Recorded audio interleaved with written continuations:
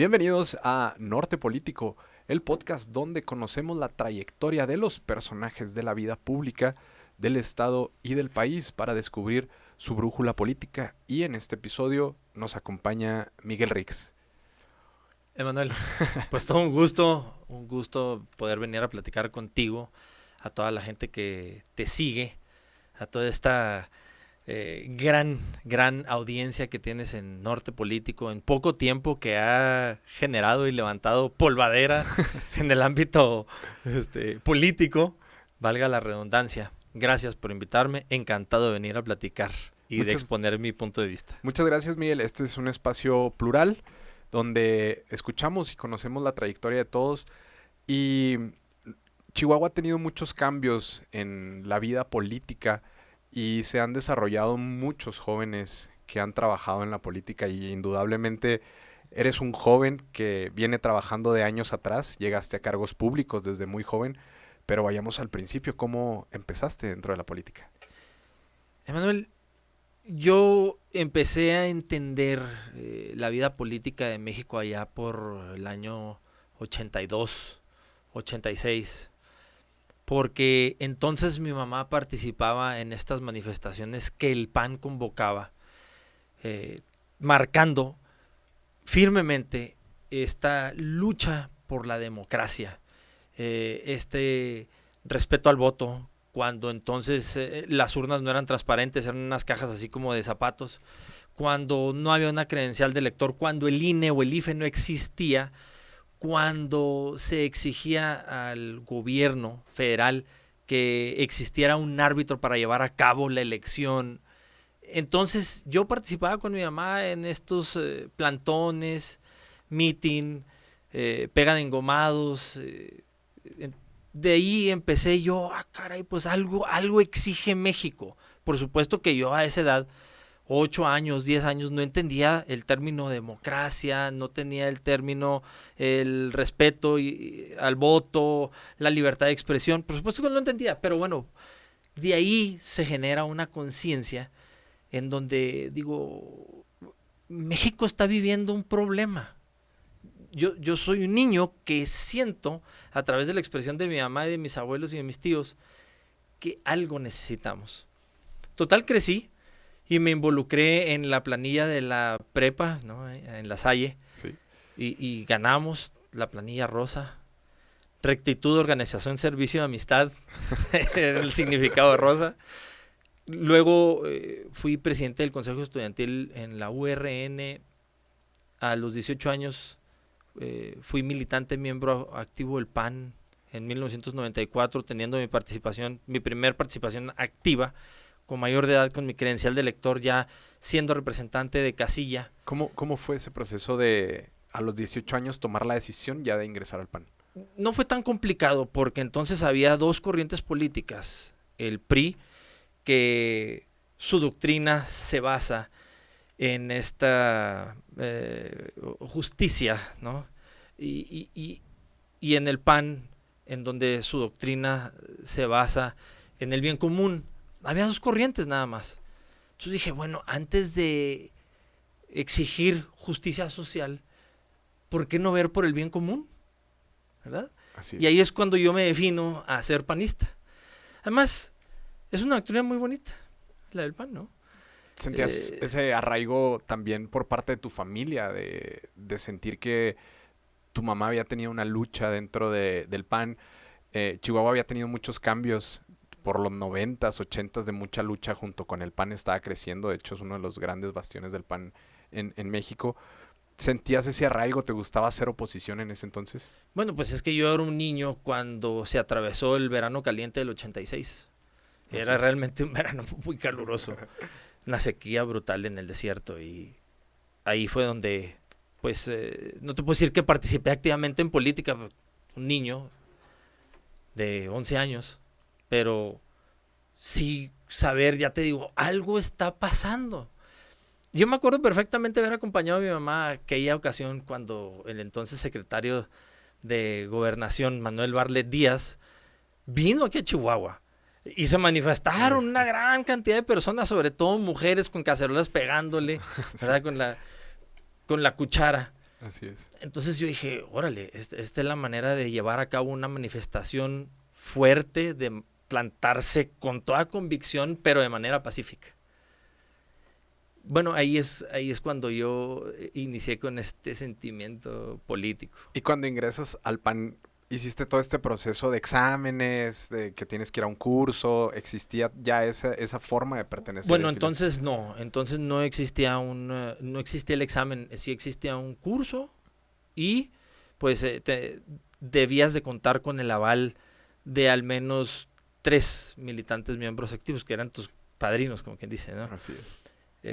Fíjate, me acuerdo que años después, me acuerdo en los 90s, 96, por ahí, no es cierto, como el año 2000, Jeffrey Jones, Ajá. que fue diputado federal, senador, secretario de Desarrollo Rural, le habla a mi mamá y le pide que si va y firma por él, para que él se pudiera pues ya registrar como militante. Pues mi mamá no estaba, entonces me dice, oye, ¿tú eres militante? Sí, soy, ven y firma. Entonces yo fui uno de los padrinos de Jeffrey Jones en aquel entonces. Sí. Ok. Y llegas al 94 y es cuando tienes tu primera oportunidad de votar. Sí. Fui representante de casilla. Te involucraste completamente en la vida partidista Sí. y votaste obviamente por el PAN. ¿Cómo fue esa elección para ti? ¿Cómo la viviste? Fue algo genial porque el llevar este curso como un representante de partido en la casilla, pues te abre los ojos de muchas cosas y dices, órale, así es como se roban el voto, así es como se roban la casilla, y así es como te dan zapato en una casilla cuando entonces el representante del partido abandona y le llenan de votos. Entonces la casilla que en una elección pasada se pudo haber ganado o perdido por más o menos 20, 30 votos, ahí por haber dejado la casilla libre, ¡pum!, 300 votos de diferencia y ¡ay! Se emociona, ¿verdad? Claro. Es algo decir, órale, estoy entendiendo la vida política electoral de México. Muy suave. Y ahí es cuando ya me empiezo a involucrar en la vida del PAN. Siempre estuve tras bambalinas hasta el 2013. Uh-huh. En 2013, entonces el precandidato era Toño López. Y de la noche a la mañana decide retirarse. El PAN tenía el tiempo encima porque debía de encontrar un candidato que surgiera de una precandidatura con base en una precampaña, en una campaña interna, ¿no? Una elección interna. Estaba el tiempo contrarreloj y me invitan a participar. ¿Tú pertenecías en ese entonces a algún grupo dentro del PAN de estos que son denominados, pues sí, como estas tribus políticas que se hacían dentro Sí, del entonces PAN? era el Happy Family y el DIAC. Ok. Eran las ¿Y dos pertenecías a aquí. alguno de ellos para...? Pues no, realmente no pertenecía a uno, pero sí no coincidía con la forma de llevar la vida partidista del entonces grupo DIAC. Ok. Yo era más happy. Ajá. Así nos decían los happies. Y bueno, pues participo en esta contienda interna. Estaba el licenciado Guillermo Villalobos, Teresa Ortuño, que venía a ser senadora, Guillermo Villalobos, que venía a ser secretario del ayuntamiento, y yo. ¿No? Me vieron las críticas enormes. Ay, el chavo ese. ¿Cuántos años tenías en esa elección? Tenía 37 años. Ok. 37, ya viene el advenedizo y el niño que quiere participar nada más. Y bueno, ganamos la contienda interna en el PAN. Cuando entonces el padrón del PAN estaba mucho más limpio de lo que está en la actualidad, porque acaba de sufrir este proceso del refrendo. Uh-huh. ¿Cómo se lleva a cabo el refrendo? ¿O por qué se le exige al partido un refrendo? Pues es cuando se llevan a cabo estas convocatorias para formalizar alguna modificación en el partido. Y el quórum no existe con el 51 y más, se vuelven puras juntas informativas, el partido empieza a tropezar porque la militancia se retira, es un padrón inflado, la autoridad electoral exige que lleves a cabo un refrendo que verdaderamente presentes quiénes son los militantes activos, por eso hablo yo de militancia miembro activo. Así es. Y el padrón se cae a un 50%, entonces había pues mayor oportunidad de hablarle a esa militancia que creía en el partido. No como ahora. Ahora, mira, si las instituciones más desprestigiadas en México hoy por hoy son los partidos políticos. Y en el 2020 y 21, el padrón del PAN del estado de Chihuahua crece un 60%. Cuando nadie cree en los partidos políticos. Así es. Ah, caramba, ese es un mensaje, ¿no? ¿Qué es lo que pasa? Se vuelve un padrón corporativista. Claro. Sometido. Un padrón que la debe por un espacio en gobierno, por un trabajo, por una situación laboral, por una situación económica. Y puede haber personas que estén trabajando en gobierno y que crean en una corriente política, en una institución política. Pero ¿cuántos no creen y cuántos son sometidos? Eso es lo muy lamentable. Es ahí en donde se revienta esta confianza del ciudadano tradicional que no se involucra mucho en política con el partido político, porque el partido político te expone lo que quiere, y lo que quiere es los acuerdos que están dentro del partido. Ya te apoyé a ti, me toca, te toca. Por ejemplo, el regidor Campos, o sea, es una cuota política de un grupo, de un subgrupo denominado Los Rivas, que viene de Carlos Rivas, que viene de Carmen, la diputada Rocío. Carmen Rocío, que fue una propuesta de la campaña que yo encabecé en el 2013 a la alcaldía para la regiduría, proveniente de válgame, de este grupo de mujeres del PAN, ya olvidé el nombre. Sí, no te preocupes. Por ejemplo, esas son cuotas políticas. Y en el PAN existe estas cuotas políticas porque Es una cuota política. Pero en el PRI, por ejemplo, es muy conocido, por ejemplo, la cuota de la CTM, la cuota de... En el PAN no existía eso y lo disfrazaban y hacían que la militancia de pronto nomás las cúpulas tomaran decisiones. Exacto. Lo que pasa es que el PRI era tan grande en los 50, 60, 70, tan grande, que entonces se subsindicalizó. Entonces las cuotas eran de la CTM, de la CROC, de la CNOP, ¿sí? Esas son las cuotas de esos sindicatos, porque literalmente son sindicatos, ¿sí? En el PAN no, son corrientes más cortitas. Que amarran todavía mucho más la decisión popular. Velo, o sea, fíjate en dónde está Carmen Rocío, fíjate en dónde está Carla Rivas, fíjate dónde está el regidor Campos, y si volteas a ver al otro, así, es lo mismo. Muchas veces se ha criticado la forma de elegir al PAN sus candidatos porque justamente al ser un partido internamente democrático se tenían que hacer estas elecciones internas y lo único que hacían era desgastar a los candidatos porque cuando salían ya no salían en un proyecto de unidad como probablemente sí lo hacía el PRI, que tenía un dedazo y todos se unían y le tenían esta palabra de institucionalidad, ¿no? ¿Crees que el PAN haya perdido mucho tiempo por este tipo de selecciones de estos métodos democráticos para seleccionar candidatos? ¿A ti te desgastó cuando fuiste en esa interna? Por supuesto que fue un desgaste brutal, porque después de que ganes o pierdes una elección interna, tienes que empezar con la operación cicatriz en lugar de empezar con una campaña constitucional. ¿Y eso qué genera? Desgaste, ruptura interna. Nunca me perdonaron que yo hubiera sido el candidato en el 2013. Nunca, acuérdate. Los peores ataques que yo sufrí en la campaña del 2013, cuando yo presenté la propuesta del dron, que me tachaban de lunático, de que esa propuesta de la NASA no tenía nada que ver con Chihuahua y todo este asunto, venía del PAN. Venía del PAN. Era fuego amigo. Venía del comité directivo estatal del PAN. O sea, ¿el comité directivo estatal tampoco te apoyó a pesar de que tú ganaste la interna? No. ¿Fuiste solo en esa elección? Hubo un abandono. Bueno, hubo un acompañamiento por parte del CEN, del Ejecutivo Nacional.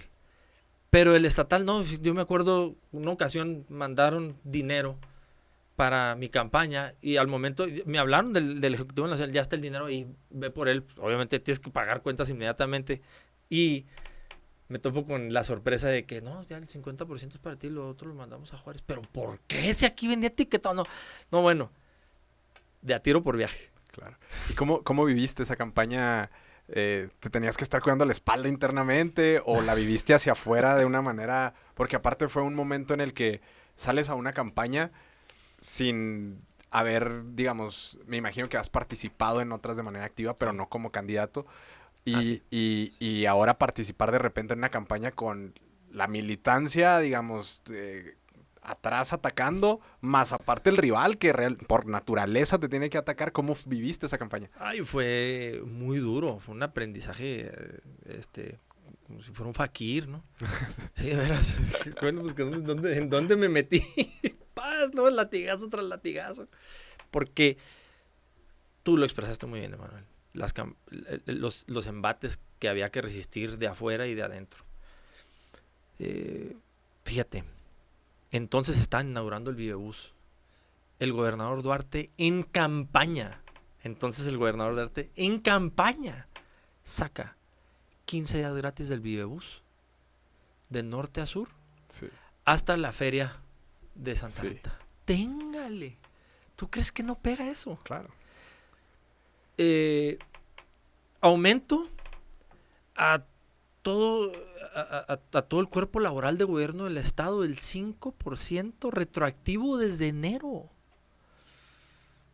Una base laboral aquí en Chihuahua directa e indirecta de 36,000 personas. ¿Cómo? Hija de la mañana. Claro. El PAN molestándome que si yo el novato y que si el dron, y pierdes mucho tiempo en una campaña de 30 días estar explicando el dron. Claro. Y al menos fuera de César Duarte, tu rival era Javier Garfio. Bueno, es que realmente el fuerte era gobierno del estado, porque era el que llevaba la estrategia política. Era La quien manejaba estrategia toda la electoral. estrategia electoral. Sí, era el que movía todo el pandero. Y al menos pudiste conformar un equipo que te ayudara pues, hacer una campaña con al menos salir a tocar casas, cruceros. Sí, o sea, sí sientes que fue provechoso, fue completamente aventarte al vacío y ver qué pasaba. No. Tuve el acompañamiento de amigos que se apostaron con toda la campaña y levantamos una gran campaña, muy novedosa. Mira, en aquella ocasión regalamos unos avatars de Miguel Rix de mi figura con aroma para los carros, regalamos unos llaveros, regalamos unas plumas cuando se podía, ¿verdad? Ahora Sí. ya la ley electoral cambió, Ya se no lo reformó, permite. con un pergamino. Tuvimos un espectacular viviente aquí en la universidad, arriba de los tacos Chihuahua. Entonces mandabas un texto con un hashtag, y entonces empezaba el pintor, pum, y allá estuvo 15 días y le subimos comida. Y día tras día pasabas y constatabas el avance de lo que ibas mandando con tu hashtag. Y como, digo, existe una premisa en el tema de creatividad que cuando no existen los recursos para hacer cosas, tienes que llegar a inventar cosas creativas para que funcionen.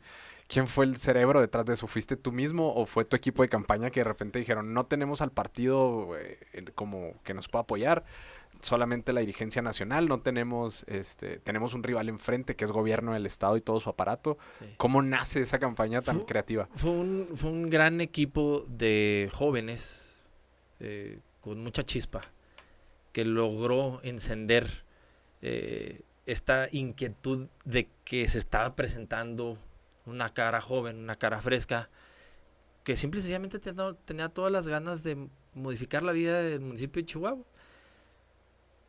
Éramos 10, 12 los que llevamos a cabo esta campaña, así, la estrategia territorial, la estrategia de medios, la estrategia de aire, la estrategia de medios impresos, o sea, y pues levantamos 97,000 votos para un candidato nuevo. El partido venía de una declive, de una debacle interna, ya te digo, se había convocado un referendo un año antes. Entonces hicimos muy buena campaña y de ahí logramos posicionar en el nivel de conocimiento Miguel Rix. Digo logramos, y hablo en plural, porque era un equipo que estaba trabajando en torno a mi figura, Miguel Rix, a mi persona, Miguel Rix. No me saco, pero tampoco dejo al equipo atrás. Claro. Y bueno, fue una gran campaña. Tristemente hubo un gran abstencionismo. Votó solamente el 25% del padrón. Sí. Y no nos dio porque el voto duro del PRI nos ganó. ¿Cómo fue esa derrota? ¿Tú sentiste que en algún momento, con todo lo innovador que estabas haciendo, podías ganar esa contienda? ¿O definitivamente sabías que ibas a perder, pero lo querías hacer de alguna manera más digna? Francamente, inicié desde abajo, ¿sí? Con 0 puntos de conocimiento. Y terminamos en, creo que 46, 47 puntos de conocimiento. Estuvimos 7 puntos arriba de Javier Garfio en nivel de conocimiento, no en intención de voto. Uh-huh. Ya te digo, ahí fue donde nos gana el abstencionismo y la intención de voto nos gana. Pero ahí dejamos plantado muy bien que se podían hacer cosas frescas y cosas nuevas. Así que el PAN tenía aire para seguir compitiendo, ¿verdad? Claro. ¿Qué pasa contigo después de que pierdes esa elección? Bueno, pues continúo en mi negocio. Regresas a tu negocio. Pues nunca lo dejé, más bien me ausenté por unos meses, 3 meses, y regresé al negocio. Y en el 2016... ¿Cómo fue la reflexión de 2013 a 2016 de analizar cómo fueron las circunstancias, ver la situación que viviste? ¿Cómo fue esa etapa? Cuando te sales de tu zona de confort, de una vida cotidiana, de tu casa al trabajo, a casa de tu papá, de tu mamá, de tus amigos, todo este asunto, cuando sales a conocer lo que vive Chihuahua, mi reflexión es, bueno, es muy egoísta de mi parte retirarme por haber perdido, y cuando ahora conozco todas las necesidades de Chihuahua. Claro. ¿Cómo? Ya tengo el conocimiento, ahora me aferro. Y continué exponiendo mis puntos de vista en medios de comunicación, así como tú, en ese espacio del 2013 al 2016. Y continué, ¿no? Con ese nivel de conocimiento. Sí, ya cercano al PAN en ese momento. Sí, ahí seguía. ¿Se limaron asperezas con gente o no, todavía hubo diferencias, pero pues yo seguí en mi asunto. Okay. ¿Qué pasa en el 2016? En el 2016 me proponen que sea candidato a síndico. Y sí, soy candidato a síndico. Llevo la campaña territorial de Javier Corral aquí en Chihuahua y pues ganamos. ¿Cómo llega esa invitación para ser candidato a síndico después de haber sentido que habías visto una traición por parte del partido, que de cierta manera no te apoyaron? ¿Cómo fue aceptar esa parte y los demás que no te apoyaron, cuál era el pensamiento de ellos? Es como decir, bueno, ahí está un activo del PAN, vamos a ofrecerle, vamos a ver qué, el espacio de la sindicatura nadie lo tomaba en cuenta. Un relleno ahí, ¿no? En la vida del ayuntamiento, de la conformación del ayuntamiento, así es como se siente la sindicatura, ¿no? Fue frustrante porque la vida del síndico tiene que estar la vida existiendo y nadie sabe qué hace el síndico, caray. Sí. Entonces participo y en campaña me encargo de que la gente más o menos sepa qué es lo que hace el síndico. El síndico, ¿qué hace el síndico? ¿Qué hace el síndico? Pues, cuidar el patrimonio municipal, ¿qué es eso? Oye, pues es como el patrimonio familiar, el patrimonio de la casa, ¿no? Tu casa, tu alimentación, tu vestido, tus servicios básicos de la casa, la escuela, la educación, es igual, patrimonio municipal, ¿verdad? Así es. Y me encargo de eso y gano por un amplio margen, 201,000 votos. ¿Fue sorpresiva la victoria que obtuviste? ¿Sentiste que hubo sorpresa? Porque al menos en el plano estatal no se esperaba que en ese entonces Javier Corral o que César Duarte probablemente dejaran. Fue complicado. Uh-huh. En muchos análisis nunca pusieron a Javier Corral y él solo hizo una campaña que llegó y la ganó. Uh-huh. Y al menos el análisis de todos era como César lo permitió. Sin embargo, la capital vivió unas circunstancias muy distintas. Uh-huh. ¿Fue sorpresivo para ti? ¿Cómo sentías ese pulso de esa campaña? Pues mira, francamente en las campañas constitucionales siempre me ha ido muy bien así con la gente. Claro, hay 2, 3 asegúnes ahí que te retan y que cositas. Pero en sí, en lo general, siempre he tenido una buena aceptación. No quiero decir con esto que todas las voy a ganar o las he ganado, por supuesto que no. Pero no le hago daño a nadie, una, dos. Siempre tengo propuestas. Siempre tengo propuestas. ¿Preparas tu esquema de campaña para salir lo más preparado posible? Conozco, o sea, antes de salir a hablar del municipio, porque quiero ser alcalde, ¿qué es lo que vive la ciudad de Chihuahua? ¿Qué es lo que vive la administración municipal? ¿Cuál es su presupuesto? ¿A dónde está destinado? ¿Por qué esto? ¿Por qué esta dirección? ¿Por qué este descentralizado? ¿Por qué este sí existe? ¿Por qué este no existe? Entonces, todo esto lo tienes que estudiar para salir y presentar una propuesta. Realmente la propuesta a la hora se olvida. Si mucho dejas plantada una propuesta en campaña. Si mucho. Según el periodo que te den para llevar a cabo esta campaña, es posición del candidato, posicionamiento del candidato, propuesta, plantar la propuesta y pedir el voto, así, ¿no? Sí, vota por mí. Ajá, es así como una subida y luego bajada, pide el voto. Por eso te digo que es salir y hablar. Yo, la verdad, en la última campaña les dije, yo les propongo eficientar la administración municipal en 1,000 millones de pesos, quitando el CUM y haciéndolo una subdirección de obras públicas, porque pues básicamente hacen lo mismo, deben de construir calles, pero tienes que salir a gestionar con los vecinos, lo volvemos una subdirección, ahí te ahorras un dinero. Servicios públicos y mantenimiento urbano, ¿por qué son dos y en esencia hacen lo mismo? Están en el mismo patio, son las mismas oficinas, vamos a fusionarlos, uno tiene 400 millones, el otro tiene 200 y tantos millones. Ahí son 600 millones y 80 del CUM, son 680 y cosas así. No hay que salir a pedir dinero. Propuestas, por ejemplo. Pero a nadie se le quedó eso. Sí, a la gente le olvida muchas veces el mensaje de campaña, por eso es a veces tan importante el marketing político, porque se les olvida el mensaje, pero se acuerdan de lo que sintieron, entonces esa parte es muy importante, ¿no? Eso es muy importante. En el 2013 la campaña estuvo enfocada a hablarle al sentimiento de la persona. Así es. Y en el 2021 la campaña la enfoqué en la propuesta y no, lo que mueve el voto es el sentimiento. Así es. ¿Cómo sentiste el triunfo del 2013? ¿Cómo fue ese día? El 2013, bueno, fue la derrota. Perdón, en el 2016, ¿cómo fue ese triunfo, el después de ver el prep, después de ver todos los números, cómo te sentiste personalmente? Chingón. Chingón, porque desde un comienzo, ¡fum! La distancia fue abismal. ¡Fum! Luego. 10 puntos, 20 puntos, 30 puntos. Imagínate 200,000 votos. Para un síndico. Para un síndico. Que fue un récord, ¿no? Sí, fue un récord. Y el síndico no tiene spots de televisión, no tiene spots de radio, y eso pues da mucha ventaja a todos aquellos candidatos o candidatas que tienen esos espacios en aire, ¿no? Que brinda el Instituto Electoral. Entonces dije, órale, chingón. Suave, padrísimo.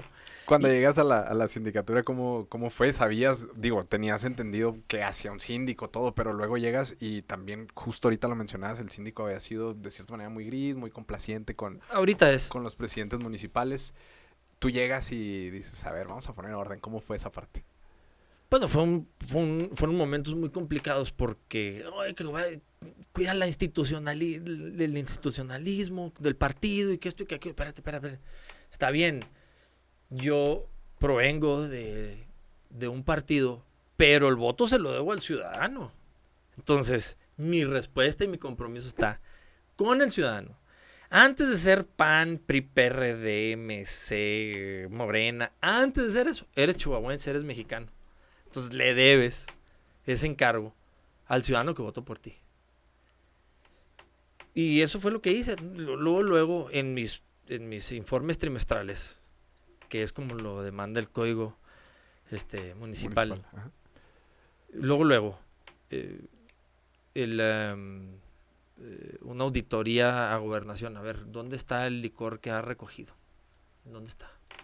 ¿Por qué tan poquito?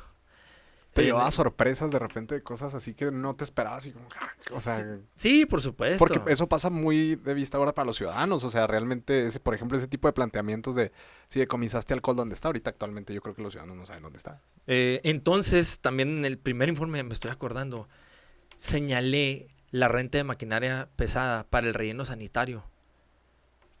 Cuando el entonces director de obra de mantenimiento urbano, no de servicios Los servicios públicos, de servicios públicos, en una licitación pide arrendar patas de cabra de 8 toneladas y no.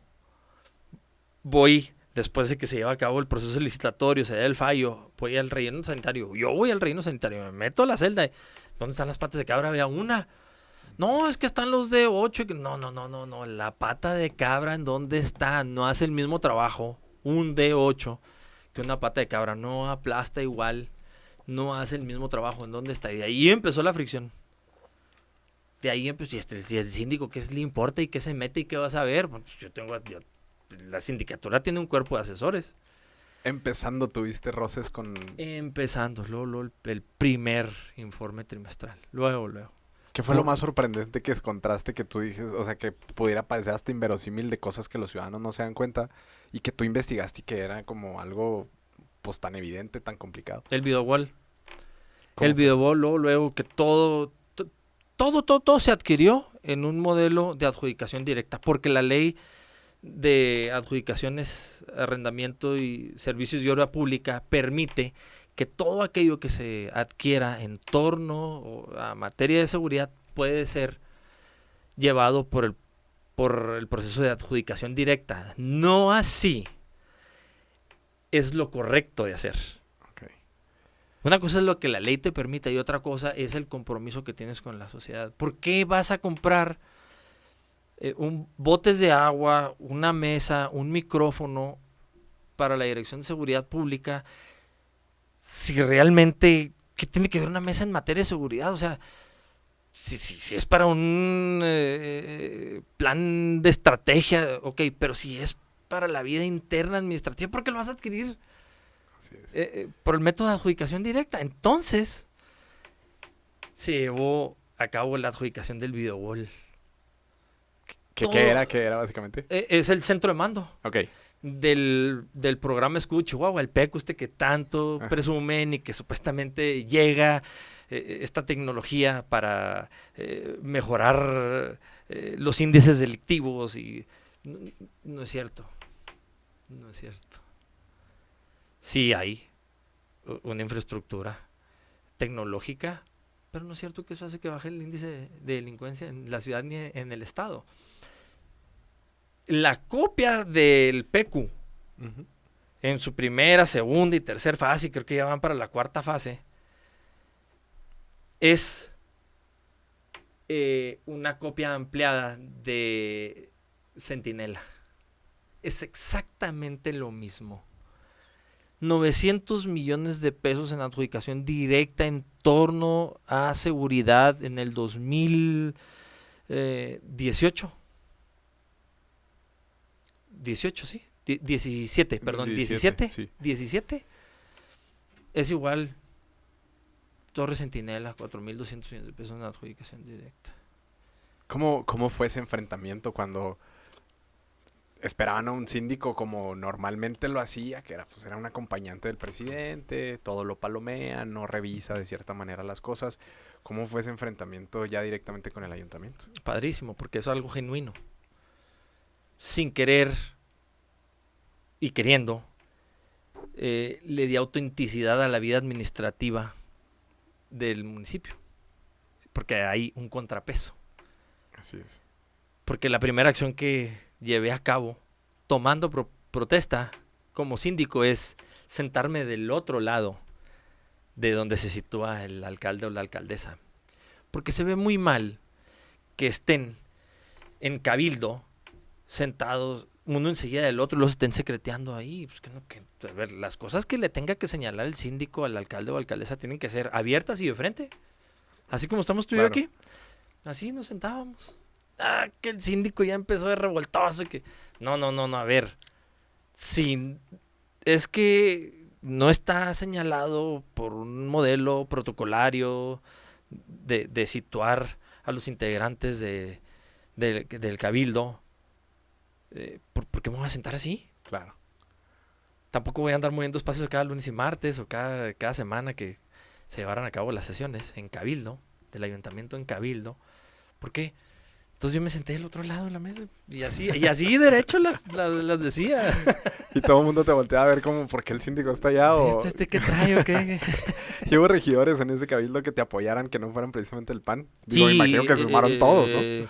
Pues mira, los regidores independientes eran 4, los regidores del PRI entonces, que bueno, pues ahora, entonces era regidora Rosa Isela Gaitán, que llevaba a cabo enfrentamientos duros con la alcaldesa, ahora gobernadora, y ahora están en el mismo, la misma estructura gubernamental.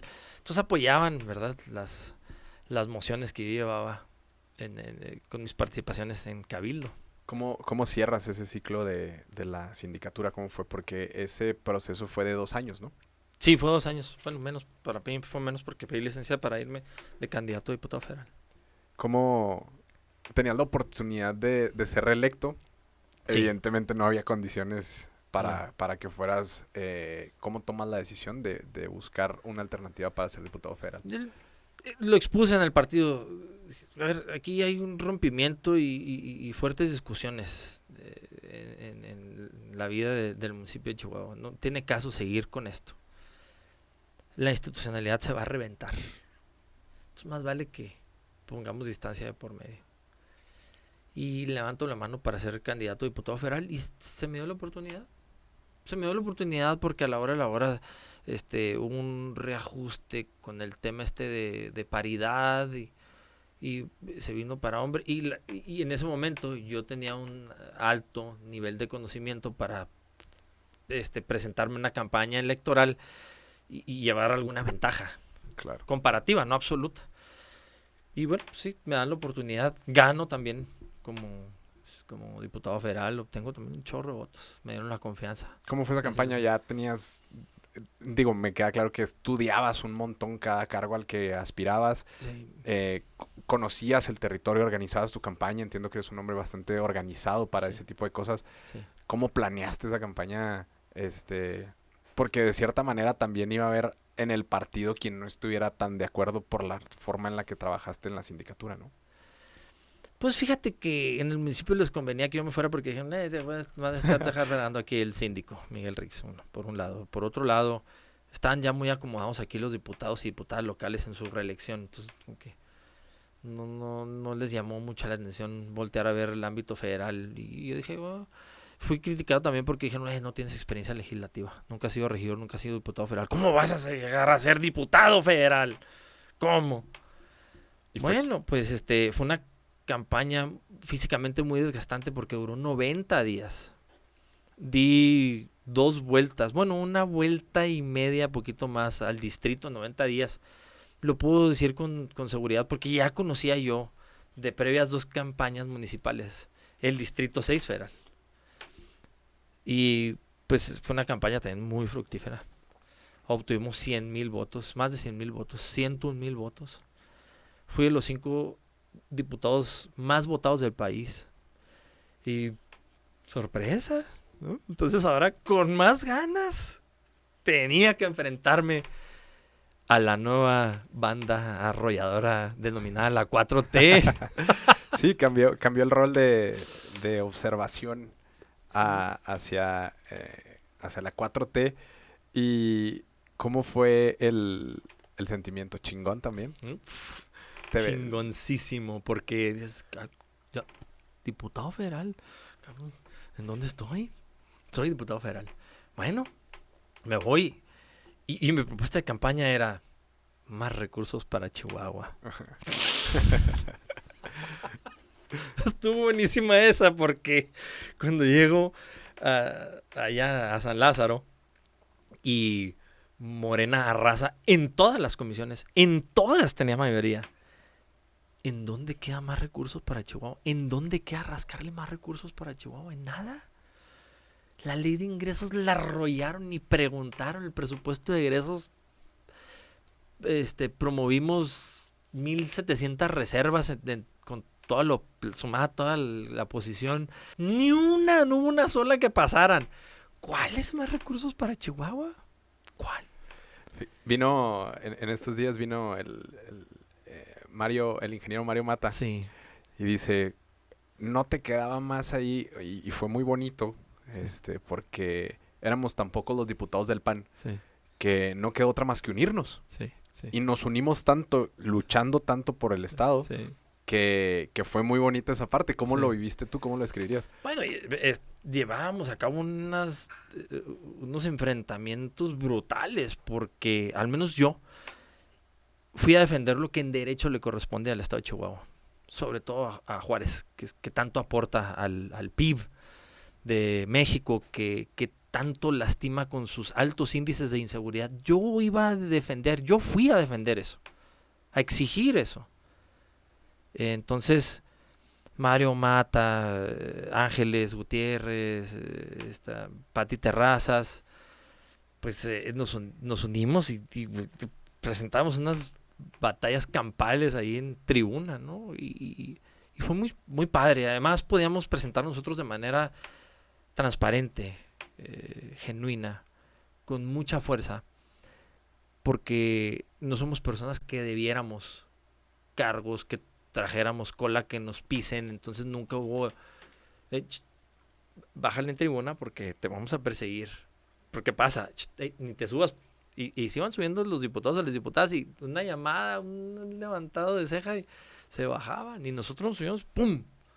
Plantábamos nuestra petición con toda garra y con todo coraje. Y presentamos lucha por el tema del agua, por el tema del atropello de la Guardia Nacional, por el tema del presupuesto, que nos bajaron el presupuesto. No solamente no nos lo equipararon conforme los puntos inflacionarios, nos bajaron. Somos de los estados que más manda en dinero a la federación. Luchamos incansablemente para que se convocara una reunión nacional hacendaria, para que se volviera a reformular la distribución del recurso. Muchas cosas que llevamos a cabo, la lucha en torno a al tercero constitucional, o la ley secundaria de educación, la ley general, perdón, de educación, la ampliación al artículo 19 constitucional, el catálogo de delitos que exigen prisión preventiva de oficio. ¡Pum! Presentamos esa batalla. Yo presenté una dura batalla contra Ana Gabriela Guevara, directora de la CONADE, porque la mejor nadadora de México en ese entonces, Melissa Rodríguez, de aquí de Chihuahua, no se le respetaba como la mejor, y no le brindaban las becas ni los apoyos para que pudiera llegar a las Olimpiadas. Muchas. Claro. Muchas. ¿Cómo fue la lucha por el agua en Chihuahua en ese entonces? Fue muy complicado, porque además se nos atraviesa la pandemia. Todo comienza porque legisladores de Tamaulipas empiezan a lloriquear con que mándenos el agua que nos corresponde, que no sé qué. Nosotros decimos, ¿qué te vamos a mandar? Pues estamos en sequía. Sí. Duramos 2 años, 8 meses en total sequía, sin una gota de agua. ¿Qué te mandamos si no tenemos agua? Se están disolvando las presas. ¿Qué te pasa? Y el presidente, pues les vamos a mandar el lodo a Tamaulipas. Pues no se van a llevar ni nada. Pues que sí, que mandan la Guardia Nacional y se hacen una tragedia. Se lleva a cabo una tragedia, ¿no? Queman en Delicias oficinas, asesinan a una mujer, a Jessie, en fin. Y fue muy complicado, frustrante, porque el presidente vino a visitar el estado de Chihuahua cuando estamos en sequía. Se pudo dar cuenta de la vida árida en la que estamos aquí inmersos, y con toda frialdad dice que les mandemos agua. Les mandamos agua cuando nos llueva, sino que te mandamos. Así es. Y por ejemplo, el tema de que se atraviesa pandemia, de cierta manera existe un ritmo en la vida pública y educacional de todo país. ¿Sientes que México se retrasó en estos 2 años en temas legislativos, debido a que pues, las sesiones eran por celular y me imagino que había bastante ausentismo? ¿Cómo fue vivir la pandemia como legislador? Porque pues ya no era lo mismo enfrentar a alguien en tribuna que enfrentarla a través de un celular, ¿no? Fue un declive. Porque primero el adaptarse, primero el entender qué está pasando, enciérrate, no hables, no salgas a comprar ni comida, pues no salgo a comprar comida, entonces ¿de qué vivo? Ni pensar en ir a México. No te podías subir a los aviones. Así es. Y si te podías subir, tenías que hacer como con 3 cubrebocas y guantes y gogles. Y luego en la Cámara de Diputados se empezaron a presentar diputados y diputadas que fallecieron, ¿no? René Juárez, por ejemplo. Ujú. Entonces coordinador del grupo parlamentario del PRI murió Sí, claro. amigo mío. Y así. Ay, caray, esto es una realidad. Entonces, mejor con mucho miedo, preséntate. Pero la vida legislativa y la vida de México no podía parar. Así es. Sin embargo, se detuvo. Se congeló. Y eso sí lastimó mucho a México. ¿Crees que hubo un Y mal al estado manejo de la Chihuahua. pandemia por Sí, parte del totalmente, gobierno federal? totalmente. López-Gatell es un asesino. Nunca tomó las cosas en serio. Entonces, la senadora Lili Tellez y tu servidor presentamos una iniciativa para que empezara los trabajos COFEPRIS, los trabajos de investigación en torno al Remdesivir. No lo permitieron, ni siquiera hicieron el intento de ver si funcionaba o no. Llegó la vacuna, llegó muy tarde. El presidente salió a decir que no pasaba nada, que sacaran su estampita. Detente. El detente. Son mensajes. El presidente de la República habla por la nación. Así es. Todas las mañanas habla por la nación. No es el detente, es que no manches. Así es. ¿Cómo lo digo? ¿Cómo cierras el ciclo en el 2021 como diputado federal? ¿Te sentías orgulloso de lo que habías hecho? ¿Sientes que te quedó pendiente algo? ¿Cómo fue ese cierre con el 2021? Sí, di mi máximo esfuerzo. Estudié mucho. Estudié muchas cosas que yo no tenía conocimiento. Ya te digo, en materia de salud, en materia de educación, en materia de seguridad, en materia de justicia. Estudié mucho. Fui de los diputados que más participó en tribuna. Y para participar en tribuna y hablarle a 500 tiburones, es un estanque de tiburones la Cámara de Diputados, en donde todo el mundo se siente inteligente, poderoso, millonario, guapa, no sé qué. Hablarles a ellos y subirte a decir burradas, pues por supuesto que te comen vivo. Entonces yo me preparaba para presentarles y darles un cañonazo a los demás. Ay, nomás decían el diputado Miguel Riggs a tribuna y empezaba la rechifla porque sabían que les iba a pegar en donde más les dolía, y les dolía porque siempre era con datos, con cifras, con estadísticas. Y quedo muy contento porque soy de los diputados que más participa en tribuna, con todo y que no encabecé una comisión. Eso te da mucho más espacio. Con todo y que era un diputado nuevo, inexperto en materia legislativa. Y bueno, pues, la gente me conoce, mira, anda en Chihuahua ahí peleándose por los suyos y de rebote también por nosotros, decían los de Veracruz, los de San Luis. ¿Buscaste en ese momento la reelección o decides que terminar tu proceso? ¿Cómo fue esa decisión? ¿Qué fue lo que pasó ahí? Bueno, fue un momento muy doloroso para mí porque después de haber estado 27 años en la Acción Nacional, decido retirarme porque yo ya vi de plano un padrón corporativista inclinado, con los dados recargados. ¿Qué hago aquí? Esto no es cierto que es un partido democrático. Y tomo la decisión de irme. Y me voy a Movimiento Ciudadano. Un partido con mucho oxígeno, con gran empuje, ya con Jalisco en la gubernatura gobernando, el número 3 del PIB, no, el 4 del PIB en México. Luego está Samuel García y Luis Donaldo Colosio peleando por la gubernatura de Nuevo León, y el número 3 del PIB con Movimiento Ciudadano y el 4 del PIB con Movimiento Ciudadano. ¡Wow! Que aquí Y participo con todo entusiasmo y con toda fuerza, pero la polarización no dio espacio a que yo fuera una tercer vía, una tercera opción.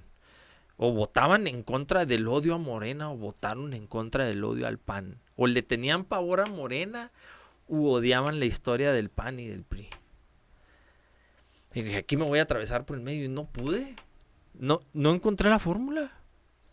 Por más que recorrí, dice, grité, manoteé, la polarización es tremenda. Y eso es muy doloroso porque la gente vota por impulso y no es un voto razonado. Porque invitaron a un voto que se basara en una aritmética y no en un sustento moral ciudadano.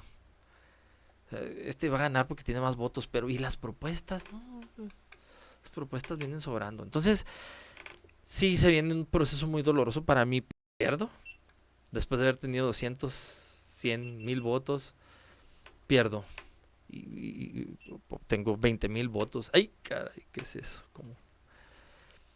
Di mi máximo esfuerzo en todas las campañas. En todas. ¿Quedaste en tercer lugar? Sí, quedamos en tercer lugar. Fíjate, después de nada. Sí, claro. A tercer lugar, bueno, pues. Y ahí te metes en la vida partidista después de perder. ¿Cómo fue ese acercamiento? ¿Tuviste acercamiento con la dirigencia nacional? ¿Cómo viviste ese proceso de cambio del PAN después de ser candidato por MC y luego después de ello te metes en la vida partidista? ¿Qué pasa? Sí, participo en la vida interna de Movimiento Ciudadano, muy contento y todo este asunto. Y de repente, cuando en campaña luchamos por algo, por ser un contrapeso del gobierno, entonces el partido, el movimiento se queda en manos de una persona. El diputado y el coordinador estatal de Movimiento Ciudadano. Y lo mueve a su antojo y no convoca a nada y no hay un consejo estatal y no hay rendición de cuentas del dinero público que se le brinda al partido estatal y digo, caray, esto no me gusta. Y estoy en una pausa porque eso no me gusta. Lo voy a hacer saber. Lo voy a hacer saber porque Chihuahua exige el rescate de algún movimiento, de algún partido, de una persona que saque este miedo de seguir viviendo en Chihuahua, que plante a las niñas, a los niños un futuro más allá de los corridos y del miedo que se siembra en las colonias descuidadas. Se requiere de alguien, de algo, de un movimiento que venga y les diga a los niños, tienes un futuro. Tú puedes llegar a ser licenciado, ingeniero, policía, bombero, basquetbolista, futbolista, beisbolista, voleibolista, y llevar una vida sana. Vivir, no habitar. Convivir. Disfrutar. De eso se trata. De eso se trata. Entonces, es lo que busco. Es mi causa. ¿Cómo definirías actualmente a Chihuahua en cuanto a sus gestiones administrativas? Tanto Marco Bonilla, que fue tu rival en campaña, como Maru Campos, que fue tu compañera de cabildo, pero a la vez a quien fue atacada. Bueno, fuimos compañeros desde primaria, ¿no? Desde quinto de primaria. ¿A poco? Siempre fueron compañeros. Sí. Okay. Bueno, ya no somos. Okay. Pero, mira, se sigue en la línea. Se sigue en la línea y el presupuesto que te dan. ¿Cuánto es el presupuesto de Chihuahua ahorita? 6,000 millones de pesos. Sí. 6,000 millones es el presupuesto que te dan. La vida administrativa no se ha modificado. ¿Cuál? No hay una reingeniería. Se están peleando ahorita por la ubicación o reubicación del relleno sanitario. Bueno, ahorita es un basurero, no es un relleno. Así es. Se están peleando ahorita por eso. ¿De veras? ¿Apenas ahora? ¿Es un negocio el relleno sanitario? Es totalmente, a todas luces. Porque no ha habido un consenso, porque tiene 16 observaciones por Semarnat. ¿Por qué así? ¿Por qué así? Eh, y además los índices delictivos en Chihuahua continúan a la alza, no hay una estrategia. Ya te digo, la vía administrativa, dime en dónde, en qué rubro, en qué renglón se dice, aquí hemos eficientado el gasto corriente. No hay uno. No hay uno solo. Bueno, ni siquiera el taller municipal se ha modificado. ¿No? Entonces se continúa una línea. Y si tú quieres o pretendes obtener resultados diferentes haciendo exactamente lo mismo, te vas a quedar así toda la vida. Se requiere una reingeniería administrativa, así tengas que pagar un costo político. Porque en Chihuahua lo habitamos todos, no los que viven de una clase política. ¿Y es un costo político que se tiene que pagar? Sí, se tiene que pagar. Es un costo político que se tiene que pagar, que todos los años se tenga que actualizar las claves catastrales, sí, porque así le vas dando una revaloración a tu inmueble. Sí, se tiene que aumentar el predial según los puntos inflacionarios, sí, porque no aumentarlo significa un estancamiento. ¿Y qué pasa ahora? La vida recaudatoria de Chihuahua se ha quedado estancada. Claro. Luego se hace una bola de nieve, ¿no? Exactamente. Porque vienen incrementos muy grandes. Exactamente. ¿Y qué pasa? No, lo más fácil es decir una propuesta populista. No se preocupe, no voy a aumentar aquí el predial. No pasa nada. Aquí podemos. Con lo poco. Pues sí, con lo poco, pero cada vez aumentas el gasto público, la fuerza laboral, el grueso de los acompañantes en la administración. Eso no es una administración eficiente. Y eso no se ha mejorado. Y eso no se ha eficientado. Entonces vamos a seguir las mismas. Vamos a continuar con un déficit en alumbrado, vamos a continuar con un déficit en pavimentación, en bacheo. Vamos a continuar con ese déficit. ¿Ves en Chihuahua, al menos que no ha logrado permear como a lo mejor en otros estados, probablemente por problemas internos, por situaciones de personajes que han llegado y se han ido de Movimiento Ciudadano? ¿Crees que en el 2024, que hay un proceso electoral, el más grande de la historia que está próximo, Movimiento Ciudadano tiene alguna oportunidad de crecer o de ocupar algún cargo, de ganar alguna elección? Francamente, ya ahorita se corre tarde. El cambio de dirigencia debió haberse presentado desde febrero. Pero, ¿dónde está Movimiento Ciudadano ahora? Aquí en el estado de Chihuahua, ¿dónde está? El diputado de veras señalando la vida de lo que acontece a nivel nacional. Pues para eso hay diputados federales, por eso hay senadores de Movimiento Ciudadano que se encargan de eso. Aquí tienes que ser un contrapeso, no una oposición, un contrapeso, en donde todo aquello que veas una ocurrencia, un error, una falta del Ejecutivo, tú como diputado encargado de gestionar, de auditar, tienes que señalar eso y de legislar, por supuesto. Y tirándole piedras así como que al aire.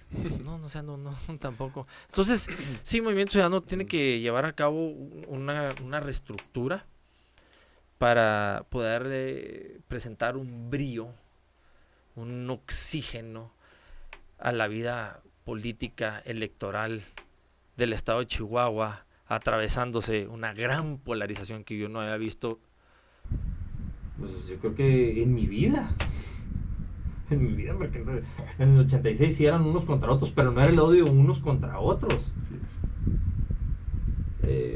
Yo espero que sí se presente eso ya por el bien de Chihuahua, por el bien de México, y porque yo sigo soñando que Chihuahua se puede convertir en un estado tan ordenado y tan justo y tan pujante como, por ejemplo, Nuevo León o Texas, ¿no? Claro.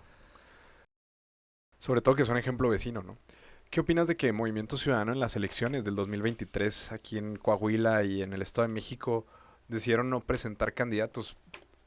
No representa a lo mejor una señal de que probablemente en Chihuahua con las condiciones dadas no puedan presentar candidatos para el 2024. De entrada es un error porque está recibiendo dinero público para que presentes propuestas. Y las propuestas las lleva a cabo una persona, un hombre, una mujer, un individuo, a través de una campaña. Y de ahí desmenuzar si gusta o no, y el sentir plasmado está en los votos que recibes.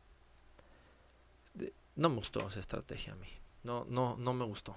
No me gustó. La estrategia fue decir, bueno, pues allá que se peleen Morena y la alianza esa, que no ha llegado a nada.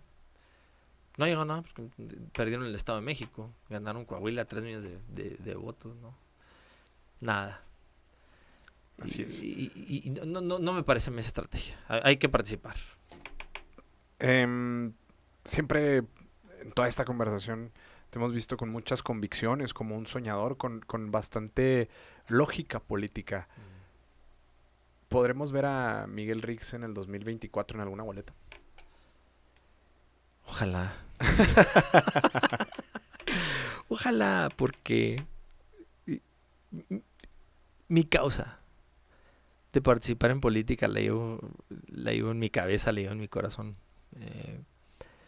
No lo digo desde un ámbito muy sentimental, lo digo desde la convicción, desde la pasión de decir, Chihuahua tiene que poner el ejemplo al resto del país de cómo se puede vivir bien, de cómo nos levantamos todos los días a trabajar, de cómo presentamos los mejores estudiantes, hombres y mujeres formadas en México, de cómo presentamos este espacio para que llegue la inversión privada, llámese nacional y extranjera, a creer en nosotros, a invertir en nosotros y nosotros ser redituables con esa inyección del ISN y plasmarlo en las calles, en puentes, en infraestructura de agua, en alumbrado público, en mejorar carreteras, lo que corresponde y lo que no corresponde, lo que le corresponde también a la federación. También traerlos porque al puño nosotros, porque nosotros somos los responsables de que transiten hombres y mujeres de México, chihuahuenses, por carreteras seguras. Eso es. Entonces, yo sí espero participar, espero llegar a encabezar un cambio de fondo y que se sienta que todos somos Chihuahua y que Chihuahua no pertenece al partido político en turno o que Chihuahua se pinta de un color. Chihuahua es de los dorados y de las adelitas, de todas las edades. Así es. Eso, Chihuahua. Por eso sí. Y ahora de los caudillos, ¿no? Espero. Y de caudillos, claro.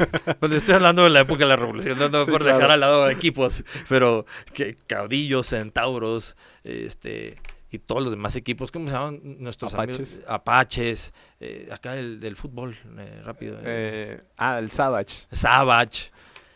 Y llegar a tener nosotros, yo, cuando estuve como diputado federal, rápido. Sí, claro. Tuve la oportunidad de platicar ahí con grandes inversionistas, instituciones financieras, y les moví el tapete para que vinieran aquí a inyectarle recurso a un estadio y con eso presentarse a la Federación Mexicana y poder traer un equipo de primera división, porque le da otro estatus económico y social a aquellos municipios y entidades federativas que cuentan con un equipo de fútbol profesional, con un equipo de básquetbol profesional, con un equipo de béisbol profesional.